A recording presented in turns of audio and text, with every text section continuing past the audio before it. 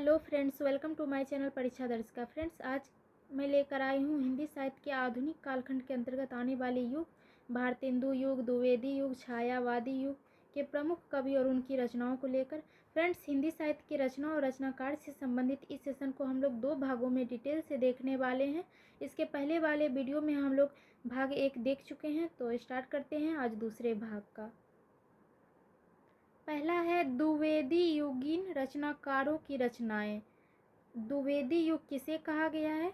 तो जैसे कि हाँ, हम लोग फ्रेंड्स पिछले वीडियो में देख लिए थे कि हिंदी साहित्य का काल विभाजन आदि काल, भक्ति काल, रीति काल, आधुनिक काल में विभाजन किया गया था। फिर भक्ति काल के 2 धारा में बांटा गया, सगुण भक्ति धारा और एक निर्गुण भक्ति धारा। फिर हम लोगों ने देख लिया कि दोनों धाराओं को 2-2 उपशाखाओं में बांटा गया। जैसे निर्गुण भक्ति को ज्ञानाश्रयी शाखा और प्रेमाश्रयी शाखा में विभाजित किया गया। ज्ञानाश्रयी शाखा के जो कवि हुए वो संत कहलाए, जैसे कबीरदास, रैदास, नानक देव। और प्रेमाश्रयी शाखा के महत्वपूर्ण कवि मलिक मोहम्मद जायसी, असाइद। इसी तरह सगुण भक्ति को 2 उप शाखा में बांटा गया। एक राम भक्ति शाखा, इसके प्रमुख कवि तुलसीदास हुए। दूसरा कृष्णाश्रयी शाखा के प्रमुख कवि सूरदास, मीराबाई थे। फ्रेंड्स, आज हम देखेंगे कि आधुनिक काल को कितने भागों में बांटा गया। तो दोस्तों, आधुनिक काल जो है पिछले तीनों कालों से ये अलग है। अब तक तीनों कालों में जहाँ पद का ही विकास हुआ था, वही इस युग में आकर गद्य और पद का समान रूप से विकसित हुआ। गद्य और पद, दोस्तों आपको बता दें कि पुराने काल के कवि का दृष्टिकोण एक सीमित क्षेत्र में बंधा हुआ था। वही आधुनिक काल में कवियों का दृष्टिकोण समाज का, व्यवहारिक जीवन का व्यापक चित्रण इन्होंने किया। समाज सुधार की भावना, राजनीतिक चेतना, अध्यात्मवाद का संदेश आदि विविध विषय इस काल की कविता का आधार बना। फ्रेंड्स, आधुनिक काल की प्रमुख प्रवृत्तियों के आधार पर इसे 6 भागों में बांटा गया।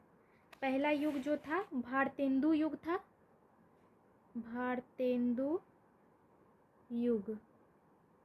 दूसरा था द्विवेदी युग, द्विवेदी युग। छायावादी युग, प्रगतिवादी युग,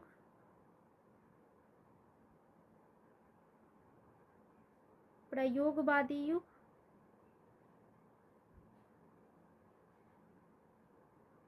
नई कविता।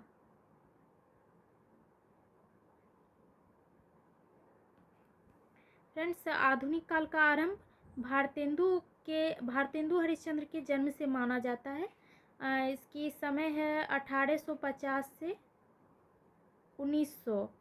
वही द्विवेदी युग का समय सीमा देखें तो इसकी समय सीमा है 1900 से 1918 ईस्वी। और इसका नामकरण जो है महावीर प्रसाद द्विवेदी के नाम से इसका नामकरण हुआ, द्विवेदी युग। क्योंकि इस युग की साहित्यिक चेतना में नई दृष्टि, दिशा दिलाने में महावीर प्रसाद द्विवेदी का बहुत ही महत्वपूर्ण योगदान रहा है। इसलिए इस युग का नामकरण महावीर प्रसाद द्विवेदी के नाम से हुआ है। तो अब फ्रेंड्स, द्विवेदी युग के प्रमुख रचनाकारों की रचनाओं को देख लेते हैं। पहला है एकांतवासी योगी, श्रीधर पाठक की रचना है ये सभी। तो दोस्तों, मैं एक चीज़ और बता देती हूँ कि द्विवेदी युग में 2 काव्य धारा प्रवाहित हुई। एक स्वच्छंदतावादी धारा और दूसरा अनुशासनबद्ध धारा। स्वच्छंदतावादी धारा का केंद्रीय विशेषता था कि उसमें था स्वतंत्रता की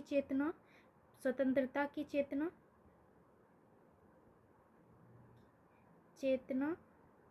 दूसरा था प्रकृति से गहरा लगाव, सहज भाषा पर बल देना। और स्वच्छंदता और सहजता पर विशेष रूप से ये लोग बल देते थे इस धारा के कवि। और इस धारा के प्रमुख कवि हुए श्रीधर पाठक, दूसरा हुए मुकुटधर पांडे, राम नरेश त्रिपाठी, ये सब प्रमुख कवि हुए। और दूसरा धारा जो था अनुशासनबद्ध धारा, इसके प्रमुख कवि हुए महावीर प्रसाद द्विवेदी। इसके अतिरिक्त अयोध्या सी उपाध्याय, हरिओंद, मैथिली शरण गुप्त, ये सब प्रमुख रचनाकार थे अनुशासनबद्ध धारा के। इस धारा का मूल स्वर नवजागरण से जुड़ा हुआ था। उस समय का तत्कालीन समस्याओं पर आधुनिक चिंतन पद्धति से विचार विमर्श करने का प्रयास किया गया। अब देख लेते हैं श्रीधर पाठक की रचना को। श्रीधर पाठक के विषय में तो जान चुके हैं कि ये स्वच्छंदतावादी धारा के प्रमुख कवि हैं। इनकी रचना है एकांतवासी योगी। आचार्य रामचंद्र आचार्य शुक्ल के अनुसार खड़ी बोली पद्य की पहली पुस्तक मानी जाती है। ये एकांतवासी योगी खड़ी बोली पद्य की पहली पुस्तक मानी जाती है और ये लावनी और ख्याल शैली में लिखा गया है। फ्रेंड्स, ये जो है एकांतवासी योगी ये एक खंड काव्य है, इसे यह एक प्रेम काव्य भी है साथ ही साथ। और ये जो है एकांतवासी योगी, ये एकांतवासी योगी गोल्ड स्मिथ की रचना है द हर्मिट, उसी का हिंदी अनुवाद है। ये श्रीधर पाठक का अनुवादिक रचना है, ये अनुदित रचना है। इसमें क्या है, इसका विषय वस्तु की इसमें एक रमणी द्वारा उपेक्षित पुरुष को एकांतवासी योगी बन जाता है। दूसरा है श्रांत पथिक, इसकी यह रचना भी गोल्ड स्मिथ के ट्रैवलर का खड़ी बोली हिंदी में अनुदित है। ये श्रांत पथिक। उजर गांव, इनकी ये रचना भी गोल्ड स्मिथ के डेजर्टेड विलेज का ब्रज भाषा में ये अनुवाद किया गया है, उजर गांव। अगला है सांध्य अटन, ये इनकी कविता है, खड़ी बोली में है ये। स्वर्गीय बीना, ये इनकी मौलिक प्रबंधात्मक रचनाएं हैं। नेक्स्ट देख लेते हैं वनाष्टक, कश्मीर सुषमा, देहरादून, भारत गीत, बाल विधवा ये इनकी प्रमुख रचना है। बाल विधवा ये इसकी महत्वपूर्ण रचना है फ्रेंड्स। इसमें पाठक जी ने विधवाओं की व्यथा का करुण वर्णन किया है। दोस्तों, श्रीधर पाठक ऐसे कवि थे जिन्होंने पुरानी पारंपरिक रूढ़िवादी कविता को बेरियों से तोड़ दिया और उसकी जगह उन्होंने यथार्थवादी और व्यक्तिगत कविताओं को दिया है। फ्रेंड्स, ये रचना इनकी भी आई है, इसे आप ध्यान में रखिएगा, याद रखिएगा। तो फ्रेंड्स, इस तरह हम लोगों ने श्रीधर पाठक की अनुदित और मौलिक रचनाओं को देख लिया। अच्छा, अनुदित के रचना के बारे में बता दें कि अनुदित का अर्थ है किसी दूसरे के द्वारा लिखी गई रचना का अनुवाद अन्य भाषा में हो तो वो अनुदित रचना है। जैसे देख लिए एकांतवासी योगी, श्रांत पथिक, उजर गांव, ये इनकी अनुदित रचना है। इनकी मौलिक रचना हो गया सांध्य अटन, स्वर्गीय बीना, वनाष्टक, कश्मीर सुषमा, देहरादून, भारत गीत, बाल विधवा जो VVI बताए, जॉर्ज वंदना, ये सब इनकी मौलिक रचना है। मौलिक का अर्थ हो गया खुद का लिखित रचना जो बिल्कुल अनुदित ना हो।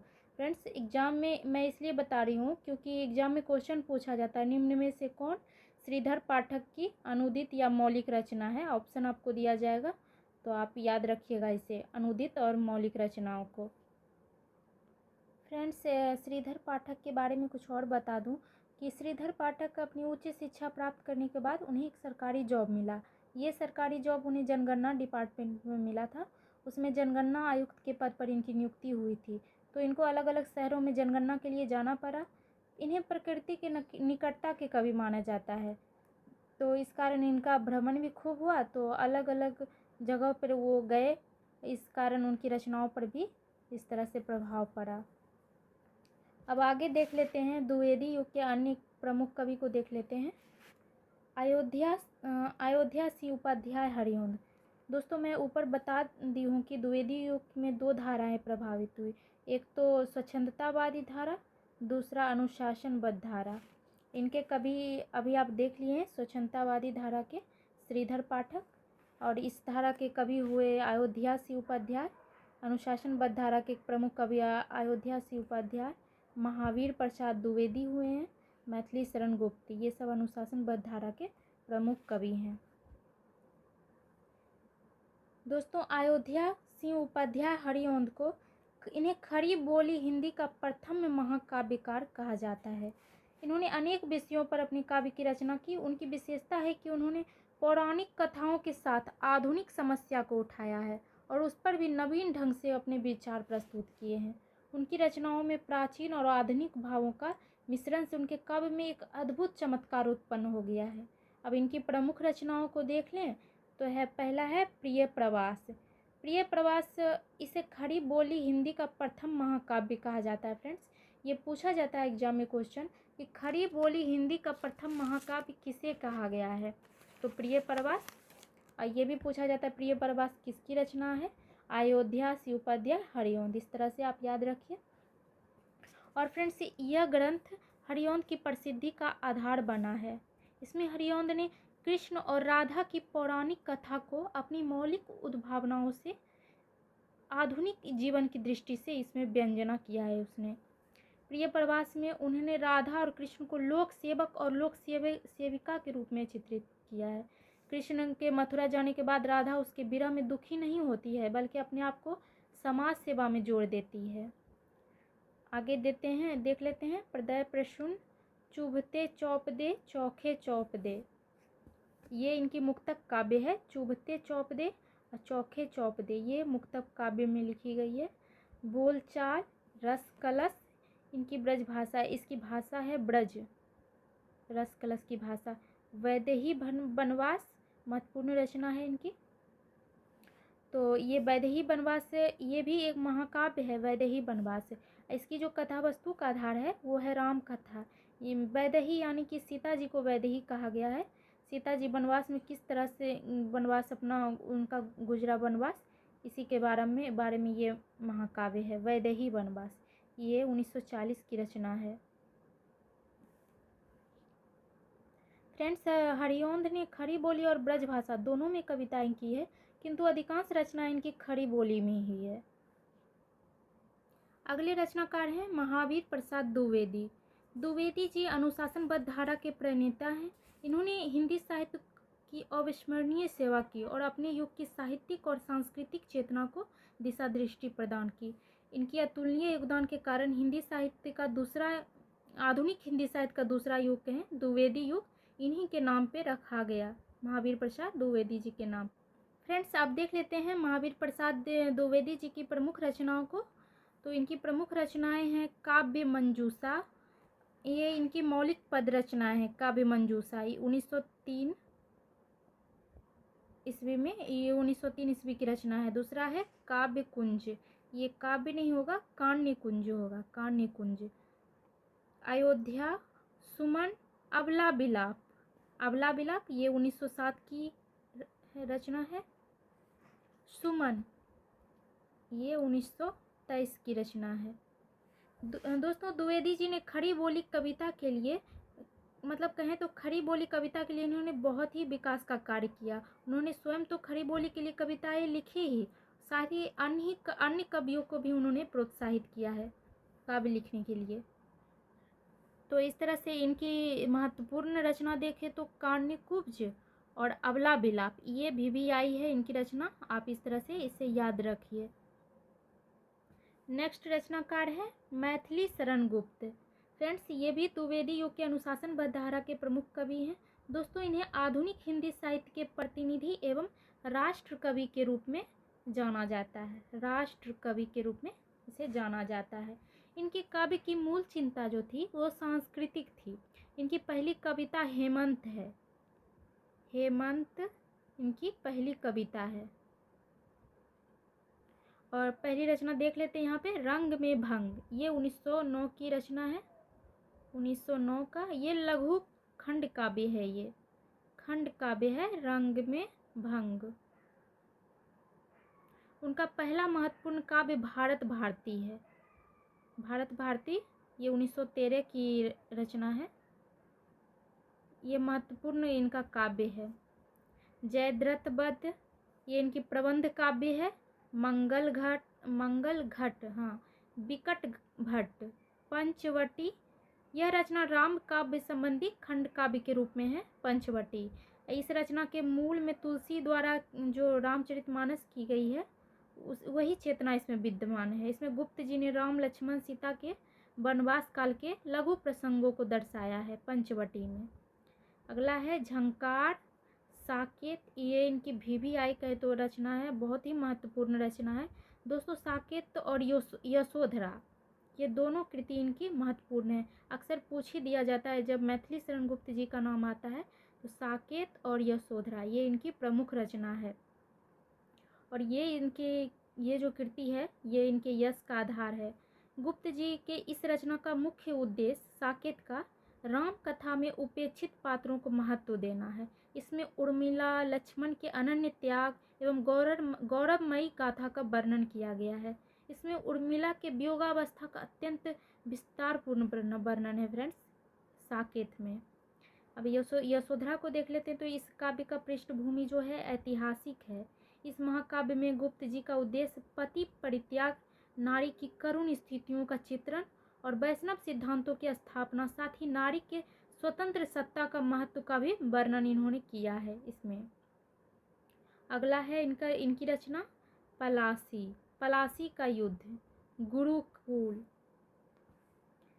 ये जो इनकी रचना है द्वापर, इसके माध्यम से कवि ईश्वर के प्रति अपनी आस्था को अभिव्यक्त करते हैं। इनकी इस रचना द्वापर का आधार श्रीमद् भागवत है, भागवत कथा। इस काव्य में गुप्त जी ने वर्तमान युग के क्रांतिकारी और सुधारवादी प्रवृत्ति को सजग रूप में अभिव्यक्त किया है। नेक्स्ट देख लेते हैं जय भारत।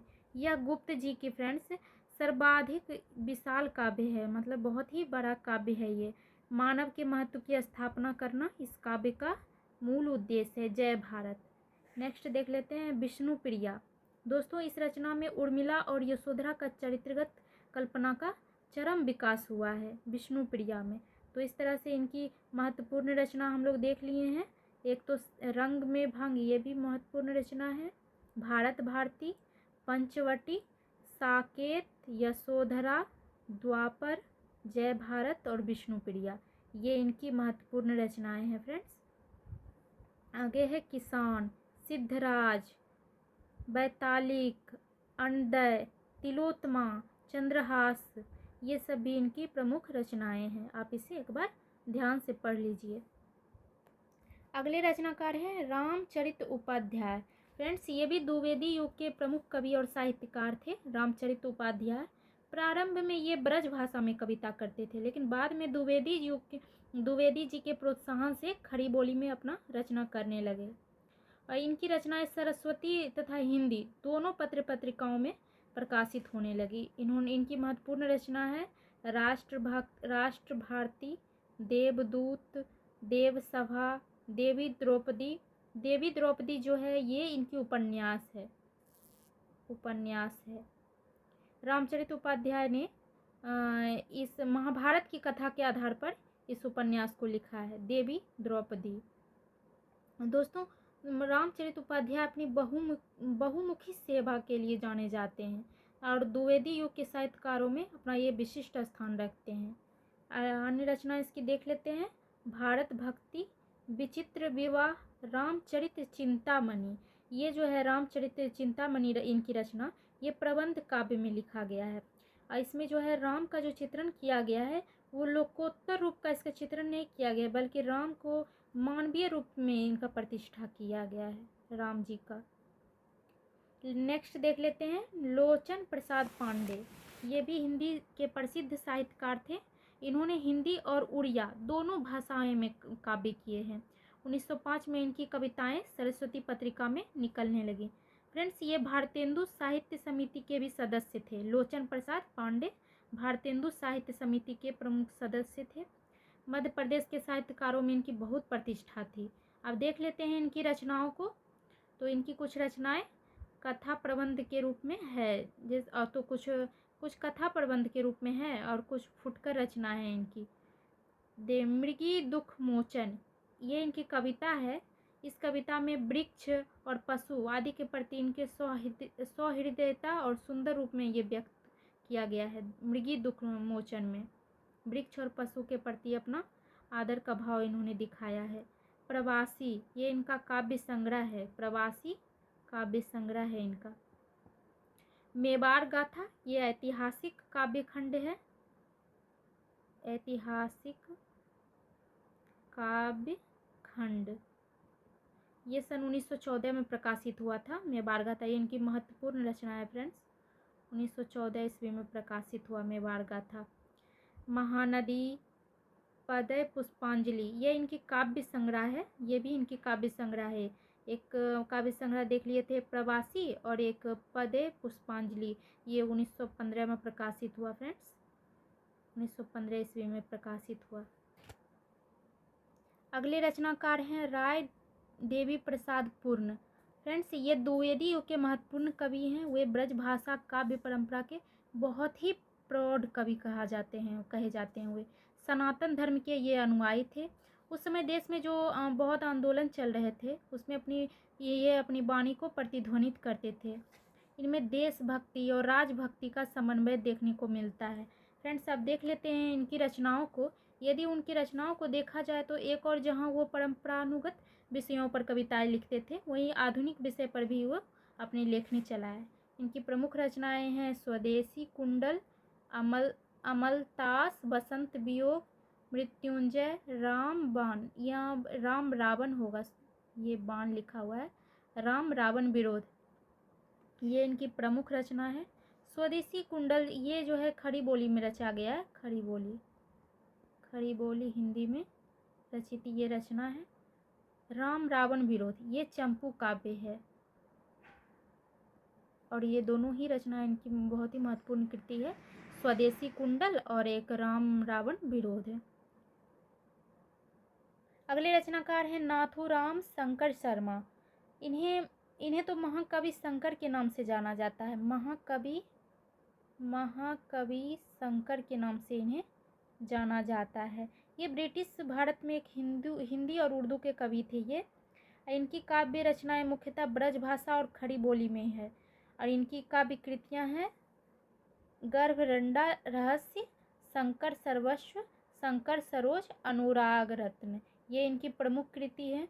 फ्रेंड्स, ये जो है नाथूराम शंकर शर्मा, इन्होंने आर्य समाज आंदोलन से प्रभावित होकर समाज सुधारक के रूप में इन्होंने काम किया है। दोस्तों, इन्हें महाकवि अर्थात महान कवि कहा जाता है। नाथूराम शंकर शर्मा को महान कवि कहा जाता है। अगले हैं राम नरेश त्रिपाठी। इनकी प्रमुख रचना है मिलन, पथिक, स्वप्न, मानसी। दोस्तों, ये हिंदी भाषा के पूर्व छायावाद युग के कवि थे। इन्होंने कई विधाओं में अपनी कलम चलाई। कविता, कहानी, उपन्यास, जीवनी, संस्मरण, बाल साहित्य, इस सभी विधाओं में अपनी इन्होंने कलम चलाई। इन्होंने अपने 72 वर्ष के जीवन काल में लगभग 100 से भी अधिक पुस्तकें लिखी। फ्रेंड्स, इन्हें ग्राम गीतों का संकलन करने वाले हिंदी के प्रथम कवि के रूप में जाने जाते हैं। ग्राम गीतों का संकलन करने वाले हिंदी के प्रथम कवि के रूप में जाने जाते हैं राम नरेश त्रिपाठी को। इन्होंने राष्ट्र प्रेम से संबंधित बहुत ही कविताएं इन्होंने लिखी राष्ट्र प्रेम से संबंधित।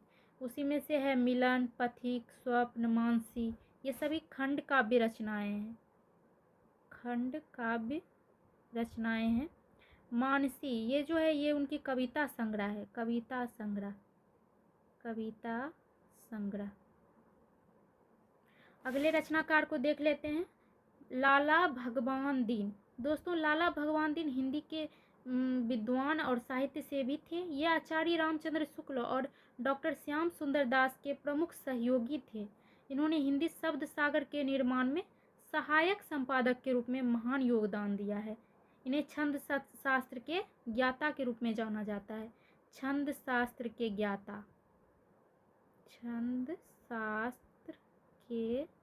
ज्ञाता के रूप में किसे जाना जाता है? लाला भगवान दीन को। इनकी रचनाओं को देख लें, वीर छत्रानी, वीर बालक, वीर पंचरत्न, नवीन विल, ये जो है वीर पंचरत्न, ये इनकी वीरतापूर्ण काव्य संग्रह है। नेक्स्ट है रूपनारायण पांडे।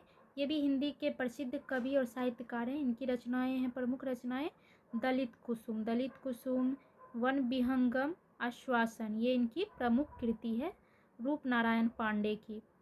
अगले रचनाकार हैं सत्यनारायण कविरत्न। फ्रेंड्स, ये भारतेंदु युग के कवि थे। ब्रज भाषा काव्य परंपरा के ये अंतिम कवियों में से एक माने जाते हैं, सत्यनारायण कविरत्न।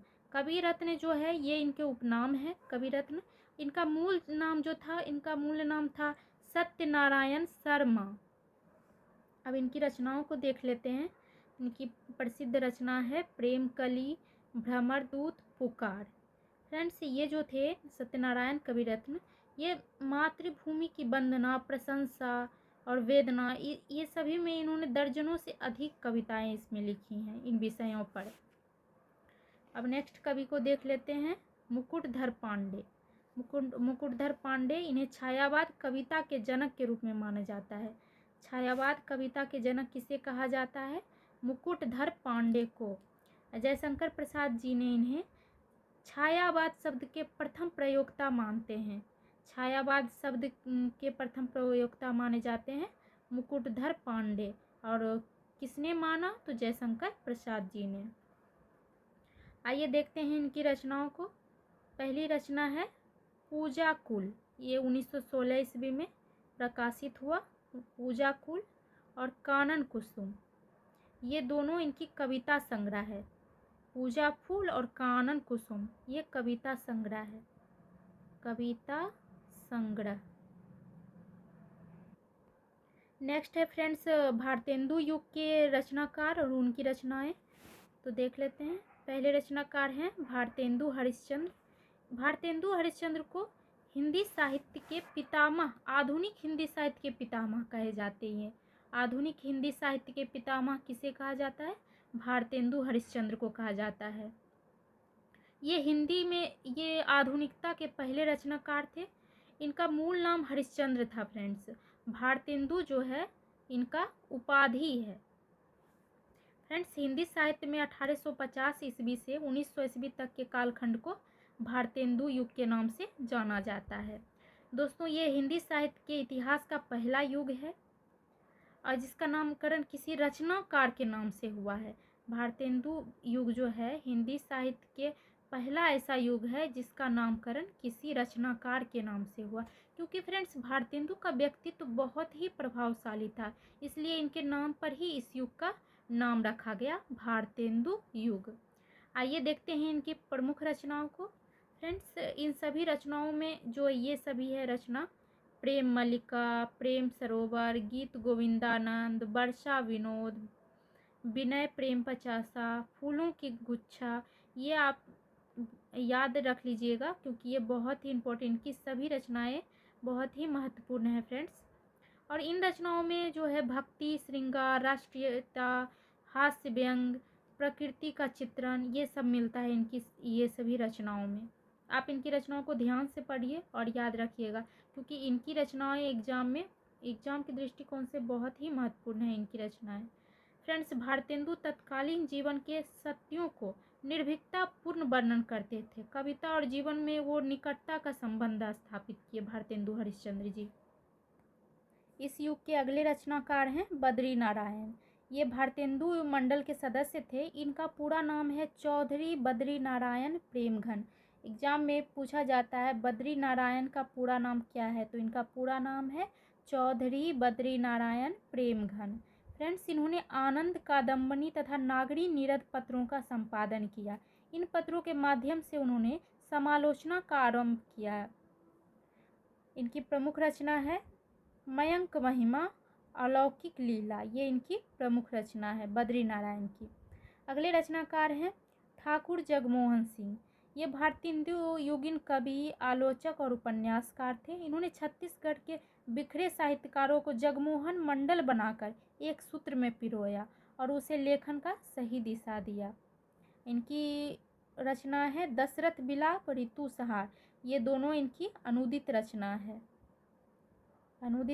है। अगला है छायावादी योगीन रचनाकार और उनकी रचनाएं।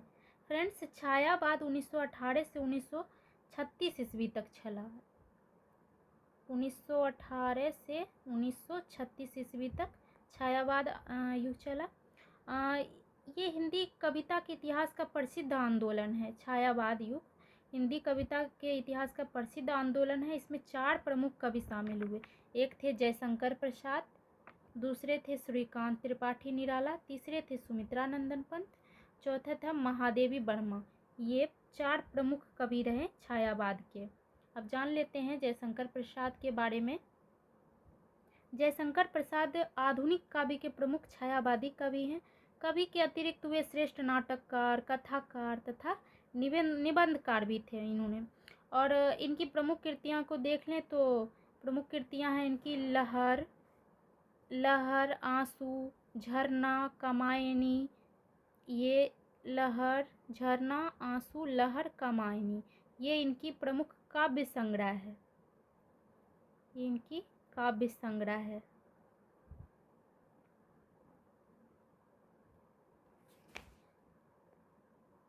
झरना, इसका प्रकाशन वर्ष पूछा जाता है तो इसका प्रकाशन वर्ष है 1918 ईस्वी।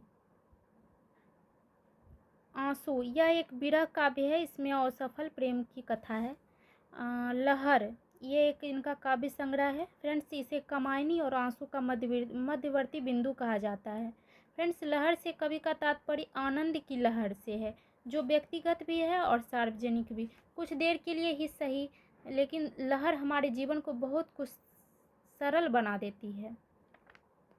इनकी कुछ और रचनाएं उर्वशी, वन मिलन, प्रेम राज, अयोध्या का उद्धार, शोकोच्छ्वास, बब्रू वाहन, कानन कुसुम, प्रेम पथिक, करुणालय, महाराणा का महत्व, ये सब इनकी प्रमुख रचनाएं हैं।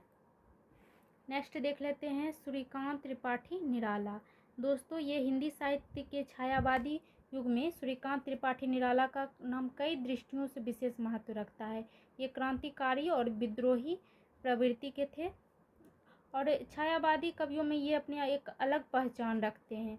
आइए इनकी प्रमुख रचनाओं को देखें तो इनकी प्रमुख रचना है अनामिका, परिमल, गीतिका, तुलसीदास, सरोज स्मृति, राम शक्ति पूजा, ये इनकी प्रमुख इनकी जो महत्वपूर्ण रचना है इसमें से राम शक्ति पूजा है। ये 1936 ईस्वी में ये प्रकाशित हुआ, 1936 में। और एक महत्वपूर्ण रचना है सरोज स्मृति, इसका प्रकाशन वर्ष 1935 है। फ्रेंड्स, सरोज स्मृति में निराला ने अपनी पुत्री सरोज की असमय इनकी मृत्यु हो गई इनकी पुत्री की, उसी पर ये लिखे। ये एक शोक काव्य है, सरोज स्मृति शोक काव्य है। ये जो कविता है सरोज स्मृति एक और कवि का व्यक्तित्व, जीवन और यथार्थ का चित्र अंकित करती है, तो दूसरी ओर अपने युग की त्रासदी की गाथा सुनाती है। अन्य रचनाकार हैं सुमित्रानंदन पंत। ये आधुनिक हिंदी छायावादी कवि के श्रेष्ठ प्रतिनिधि कवि माने जाते हैं, सुमित्रानंदन पंत। फ्रेंड्स, प्रकृति, जीवन और मनुष्य का जैसा यथार्थ चित्रण पंत के काव्य मिलता है, वैसा कहीं भी दुर्लभ है। फ्रेंड्स, तो इनकी प्रमुख रचनाओं को देख लेते हैं। उच्छ्वास, ग्रंथि, बीना, पल्लव, गुंजन, युगांत, युगवाणी, ग्राम्य, स्वर्ण किरण, स्वर्ण धूलि, रजत शिखर, उत्तरा, वाणी, पतझड़, स्वर्ण काव्य, लोकायतन, ये सभी इनकी प्रमुख रचना है। फ्रेंड्स, आप इसे ध्यान से पढ़ लीजिए। छायावादी जो भी रचनाकार और रचनाएं हैं वो बहुत एग्जाम में पूछा जाता है, तो आप इसे एक बार, दो बार, तीन बार ध्यान से पढ़ लेंगे तो बहुत हद तक चीज़ें आपके माइंड में रहेगी। नेक्स्ट है छायावाद की प्रमुख कवित्री महादेवी वर्मा। इनकी रचनाओं को देख लेते हैं। निहार, रश्मि, नीरजा, सांध्य गीत, ये सभी इनकी प्रमुख रचना है। फ्रेंड्स, महादेवी वर्मा छायावाद की प्रतिनिधि कवित्री है। अपनी मार्मिकता, आत्मीयता, चित्रात्मकता के कारण उनके गीत जो है छायावाद की विशिष्ट निधि है। इनकी जो कृति है निहार, ये निहार महादेवी वर्मा की प्रथम काव्य कृति है। निहार प्रथम काव्य कृति है। फ्रेंड्स, एग्जाम में ये ऑप्शन दे दिया जाता है तो उसमें पूछा जाता है कि महादेवी वर्मा की प्रथम काव्य कृति निम्न में से कौन है, तो आप इसे याद रखिएगा। निहार है इनकी प्रथम काव्य कृति। दूसरा है रश्मि। रश्मि इनका दूसरा काव्य संग्रह है। ये निहार की तुलना में रश्मि एक प्रौढ़ काव्य कृति है। तीसरा है नीरजा। यह महादेवी वर्मा की तीसरी काव्य कृति है नीरजा। इस कृति में उनका वेदना जो है आनंद के रूप में प्रकट हुआ है।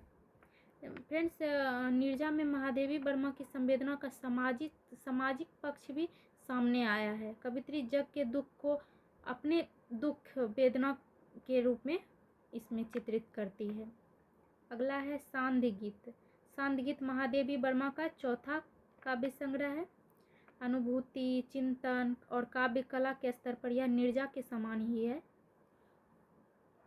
लेकिन ये जो है ये नीरजा के समान ही, किंतु इस कृति में उसका उपासना का भाव अधिक तीव्र हो गया है सांदी गीत में।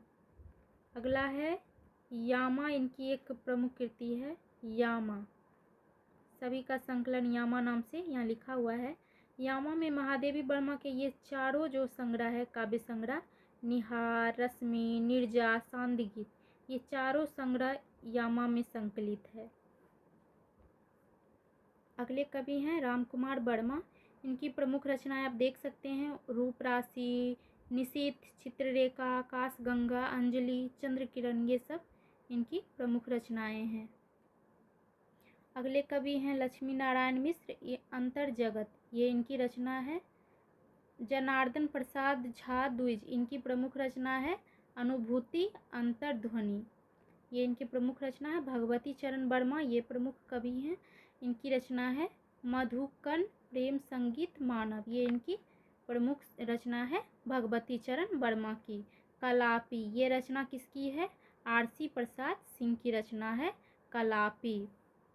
अगला देख लेते हैं स्वच्छंद राष्ट्रवादी संस्कृत काव्यधारा के प्रमुख रचनाकार और उनकी रचनाएं। पहले हैं कवि सिया राम शरण गुप्त, इनकी रचना है मौर्य विजय, अनाथ, दुर्वादल विषाद, आद्रा पाधे, मृन्मयी, बापू, दैनिकी, आत्मोसर्ग, ये सब जो है इनकी प्रमुख रचना है। जरूरी नहीं है फ्रेंड्स आप सभी को याद रखें, एक बार ध्यान से पढ़ लीजिए, और सबको याद रखना ये संभव भी नहीं है, इसलिए एक बार, दो बार, तीन बार ध्यान से पढ़ लीजिए, बहुत हद तक आप समझ जाएंगे। नेक्स्ट रचनाकार हैं माखन लाल चतुर्वेदी, कैदी और कोकिला इनकी प्रमुख रचना है कैदी और कोकिला, या आप ये ध्यान रखिएगा। हिम किरीटनी, ये इनकी पहली रचना है। हिम तरंगिनी, ये इनकी पहली रचना है। पुष्प की अभिलाषा कविता, ये इनकी महत्वपूर्ण कविता है पुष्प की अभिलाषा, माखनलाल चतुर्वेदी की रचना है ये। अगले रचनाकार हैं सुभद्रा कुमारी चौहान। फ्रेंड्स आधुनिक हिंदी कविता की राष्ट्रीय सांस्कृतिक काव्यधारा में इनका महत्वपूर्ण स्थान है। उनकी कविताओं में राष्ट्रीय उत्थान के तीनों स्वर, स्वाधीनता आंदोलन, स्त्रियों की स्वाधीनता तथा दलितों का उत्थान मौजूद है। सुभद्रा कुमारी चौहान जिस युग में लिख रही थी वह राजनीतिक सामाजिक दृष्टि से आज़ादी आंदोलन का युग था। वे जिस राजनीतिक सामाजिक जीवन से प्रत्यक्ष जुड़ी हुई थी, जिससे उसी को उन्होंने अपने काव्य का विषय बनाया। फ्रेंड्स इनकी रचनाओं को देख लेते हैं। त्रिधारा, ये केशव प्रसाद पाठक की कुछ रचनाओं के साथ है, इनका साथ की रचना है त्रिधारा। मुकुल, मेरा नया बचपन कविता है ये, मेरा नया बचपन। खूब लड़ी मर्दानी, वह तो झांसी वाली रानी थी, ये उनकी कविता है झांसी की रानी। ये आप सुने ही होंगे उसकी पंक्ति, बुंदेले हरबोलों के मुँह हमने सुनी कहानी थी, खूब लड़ी मर्दानी वो तो झांसी वाली रानी थी। ये इनकी यही कविता है झांसी की रानी, इसी का पंक्ति है ये। नेक्स्ट है बीरो का कैसा हो बसंत, ये भी इनकी महत्वपूर्ण कृति है फ्रेंड्स, आप इसे देख सकते हैं। तो ओके फ्रेंड्स, ये थे आधुनिक युग के कालखंड, भारतेंदु युग, द्विवेदी युग, छायावादी युग के महत्वपूर्ण कवि और उनकी रचनाएं। फ्रेंड्स आप इसे MCQ के रूप में देखेंगे तो ज़्यादा चीज़ें याद रहेंगी। ज़रूरी नहीं है कि सभी कवि और उनकी रचनाएं याद ही हो, बट हाँ यदि आप इसे एक बार, दो बार, तीन बार ध्यान से देखेंगे तो बहुत हद तक आपको याद हो जाएंगे। तो ओके फ्रेंड्स, इसी के साथ मिलते हैं नेक्स्ट वीडियो में। वीडियो अच्छा लगे तो लाइक, सब्सक्राइब और शेयर ज़रूर कर दीजिएगा। Thank you.